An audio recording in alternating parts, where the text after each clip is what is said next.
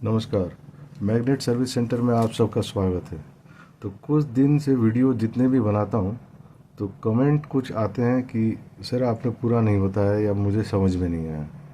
तो जिन लोगों को वीडियो नहीं समझ में आया तो वो ज़रूर कमेंट करें।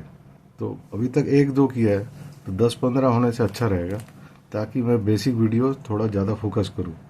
और वीडियो अगर लंबा देखना चाहते हैं तो भी लिखें, क्योंकि ऐसा है कि ज़्यादा देर किसी को टाइम नहीं है कि आजकल वीडियो देखे पूरा। ठीक है, तो अब जो वीडियो आप देखने जा रहे हैं ये माइक्रोवेव ओवन के ऊपर है, आप देखिए। और इस पर अगर आपको कुछ कन्फ्यूज़न है तो ज़रूर बताइएगा। Thank you. Welcome to magnet service centre. खैर, आज कोई मजाक नहीं, बिल्कुल सीधे मुद्दे पर, क्योंकि टाइम भी नहीं है। हर चीज़ पर माइक्रो प्रोसेसर लगा रहता है, जैसे कि आप जानते हैं MCU। तो माइक्रोवेव या वॉशिंग मशीन जो भी हो, सब एक टाइप की। क्या शर्त है पहले देखते हैं। पावर डालते हैं, एक हल्की सी आवाज़ आ रही है जो शायद आपको सुनाई नहीं देगा, पर ये स्टार्ट नहीं हो रहा है। ठीक है,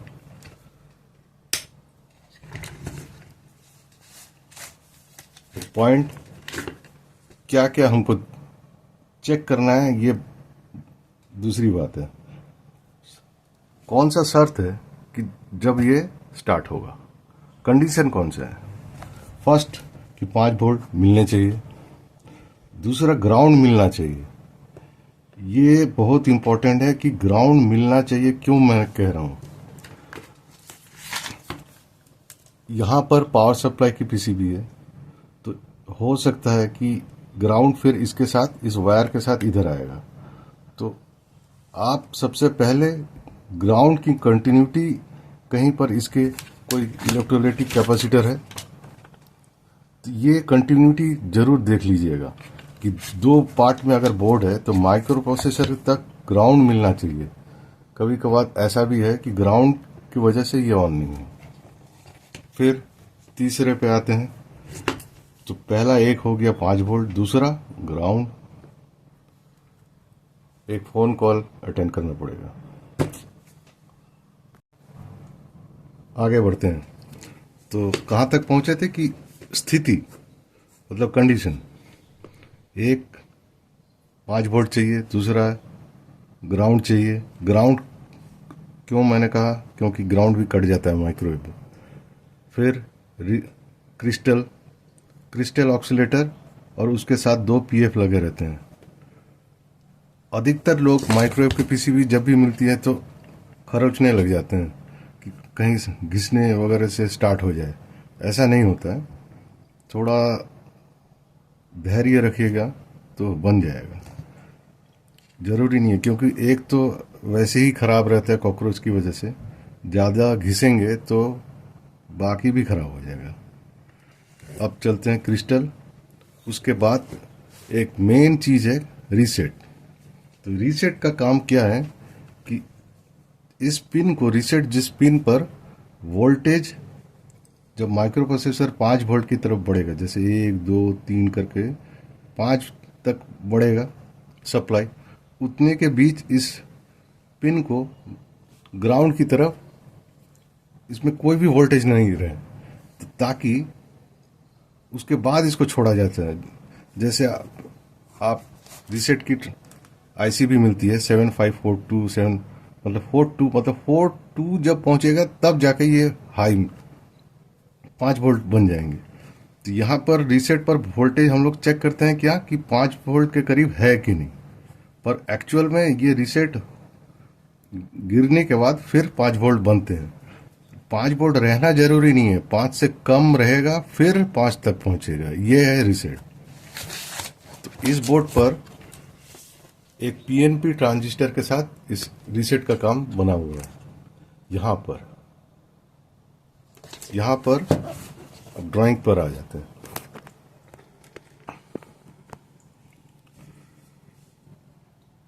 इसके इमीटर पर 5 वोल्ट दिया जाता है।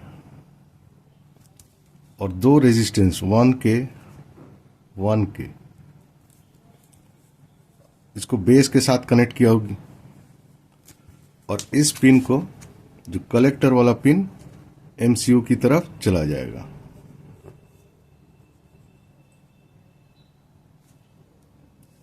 अब यहां पर एक कैपेसिटर भी लगा रहता है लो वैल्यू के 0.01 मतलब 103।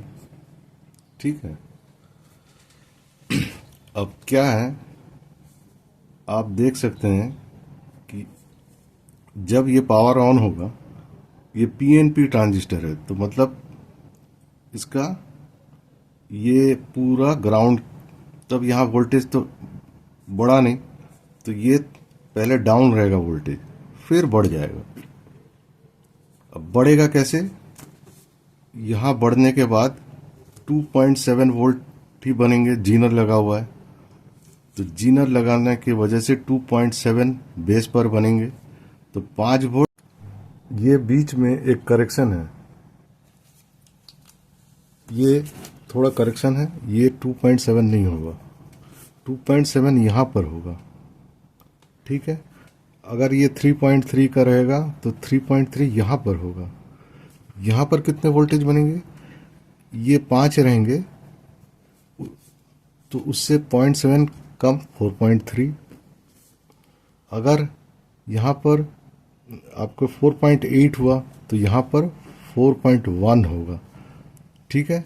और यहाँ पर 2.7 या जो भी हो, क्योंकि इधर घटा है तो हमेशा इधर से अब इलेक्ट्रॉन्स फ्लो करने लगेंगे ग्राउंड की तरफ, क्योंकि ये कम है, ये ज़्यादा है, पर यहाँ पर दोनों का डिफरेंस 0.7 ही होगा। ठीक है। ये करेक्शन कर दिया मैंने। बेस पर वोल्टेज कम होंगे तभी ये कलेक्टर से आउटपुट होगा। ठीक है।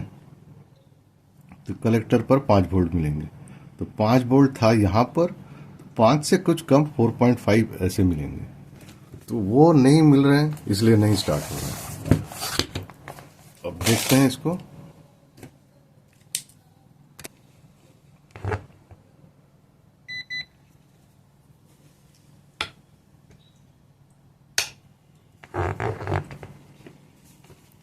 पांच वोल्ट का रेगुलेटर भी ट्रांजिस्टर से बना हुआ है। 5 वोल्ट है कि नहीं, ये देखिए 4.8।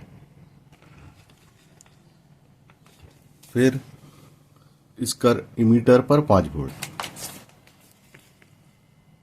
यही 5 वोल्ट का ट्रैक यहां पर चला गया। ठीक है। बेस पर 2.7 के करीब, यहां पर जीनर लगा हुआ है 2.5, कम है, 3.3 दिख रहा है। ठीक है। जीनर 2.7 से 3.3 का भी यूज कर सकते हैं, बस 5 से कम होना चाहिए। तो इसको आउटपुट कलेक्टर पर करना चाहिए, नहीं कर रहा है। एमसीयू का टांग खींच के रखा है। अच्छा, इस परिस्थिति में एक बार चेक करके देखते हैं क्या क्रिस्टल ऑक्सीलेटर का वोल्टेज क्या है। 0.9, 0.9, 3.3 ऑक्सीलेटर का भी वोल्टेज ये मिला, और स्कोप पर देखते हैं कि क्या दिखता है।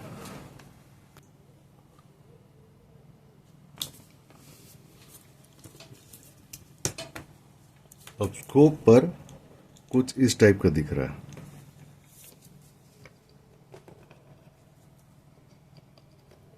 कुछ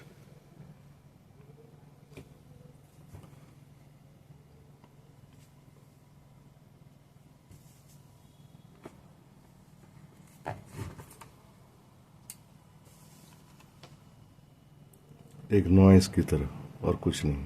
काम करना चाहिए, ये काम नहीं कर रहा है। ठीक है। तो इसको चेंज करके देखते हैं।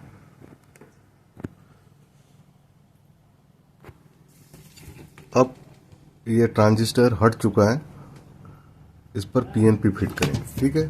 पीएनपी फिट करने के पहले चेक कर लें कि ट्रांजिस्टर पीएनपी है कि नहीं। ठीक है।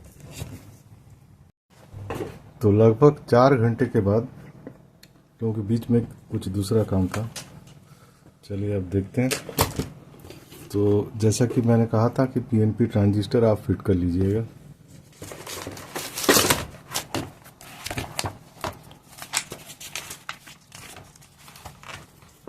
पीएनपी, ठीक है। मैंने स्विच भी चेंज कर लिया, पुराना है। अब देखते हैं।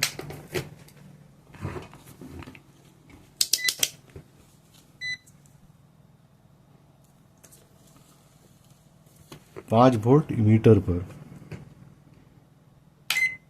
सेट ऑन है, 4.8, और कलेक्टर पर 4.8, और इसके बेस पर 4.1। अच्छा, तो 4.1 और यहाँ पर 4.8, तो ये 0.7 का डिफरेंस है, ठीक है। इमीटर के साथ बेस 0.7 कम है, तब ये ट्रांजिस्टर ऑन हुआ है, ठीक है। होप इस बार वीडियो समझ में आया होगा। अगर नहीं समझ में आया तो ज़रूर कमेंट करें। तो मुद्दे की बात क्या थी कि एमसीयू किस स्थिति पे स्टार्ट होगी, 5 वोल्ट, ग्राउंड, रीसेट और ये ऑक्सीलेटर क्रिस्टल। और कुछ कुछ एमसीयू है जिसको जीरो क्रॉसिंग की भी ज़रूरत पड़ती है। एक ही माइक्रोवेव पर है जो बिना जीरो क्रॉसिंग डिटेक्शन के ऑन नहीं होती, वो है सैमसंग की। किसी दिन उसका भी वीडियो आपको बना के दिखाऊंगा, ठीक है।